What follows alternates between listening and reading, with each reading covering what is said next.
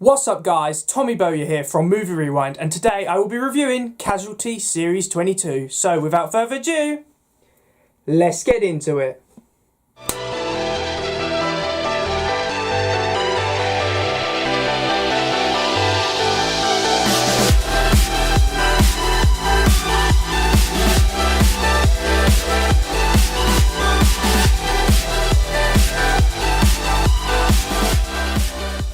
The 22nd series of Casualty contained 48 episodes and aired from the 8th of September 2007 until the 9th of August 2008. And it holds a special place to my heart because it was around 2007 when I started watching Casualty. So series 22 is probably some of the early Casualty episodes that I remember watching. And I have to say, on rewatch, it holds up very, very well. Series 22 is a prime example of what Casualty is all about. It's about fantastic characters, gripping storylines, as well as plenty of emergency medicine, and that's what Series 22 has in bucket loads.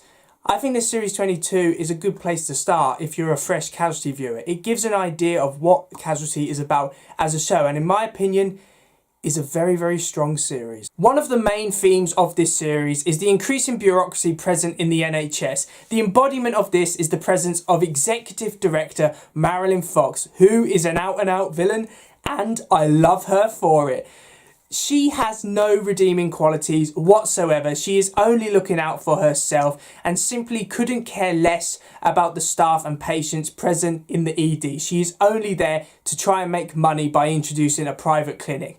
And she's amazing. The way you can tell that this villain is great is every time she appears on screen, more and more I started to detest her, which is great. That's what a villain should do. You should really get angry when you see them on screen and see what they're doing. And that's great. Marilyn Fox was brilliant. I'd love to see her return because she gives every other character a figure to fight against. And Marilyn Fox and her reforms are definitely something to fight against.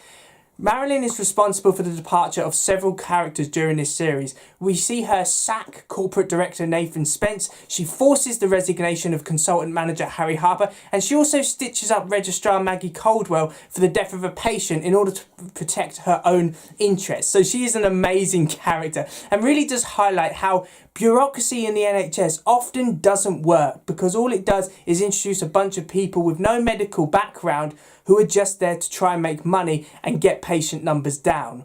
Stress is another big theme for this series. Charlie Fairhead punches a patient in this series because his personal and professional lives collide. So I think that's really done well. This series highlights how NHS staff and especially nurses are often underappreciated and don't get the recognition they deserve. One of the best stories of this series is Ruth's attempted suicide attempt. That is an amazing storyline. Very, very emotional, very well done by everyone involved, especially some of the performances by Georgia Taylor, who portrayed Ruth, as well as Simon McRondale, who portrayed Harry Harper. Both actors bring that storyline to life, and it does really well. I especially like the aftermath of the attempted suicide storyline because it highlights how suicide doesn't just affect the individual, it also affects all the work colleagues, all her friends, everyone around her is affected by a suicide attempt, and I think that was done really, really well. It also highlighted why Ruth attempted to commit suicide, because junior doctors are often under significant pressure and some of them don't know how to cope with that level of stress. So I would say bureaucracy and stress are some of the main themes of Series 22, and the series handles them really, really well. In terms of its characters, I would say that Series 22 is a transition series. What I mean by that is we see the departure of several long-serving characters, and we see the introduction of a number of characters who would go on to have equally long stints on the show. What I mean by a transition series is that by the end of this series, it feels like the show has been regenerated in some form. It was going in a very different direction by the end of the series than when it was going at the start of the series. So that's what I mean by a transition series. We see the introduction of several very well-known and very popular characters, including Junior Doctor Ruth Winters, Consultant Adam Trueman, Porter Big Mac, Consultant Zoe Hanna, and Receptionist Noel Garcia. Of these, Noel is probably the character who had the longest stint. He was on the show for 12 years since his arrival, so he was the longest serving character of the Series 22 intake. We also see the departure of several long-serving characters, including paramedic Josh Griffiths, who had been on the show for 18 years up to this point.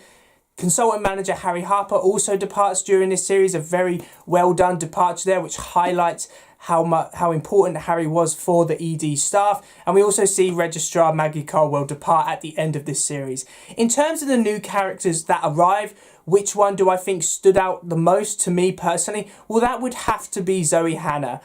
From her arrival, she was perfect. Her affair with Sean Anderson was intense throughout this series, and I think Zoe's a great character, and you can see her develop during this series. So I like Zoe. She was my favourite character from those that arrived during series 22.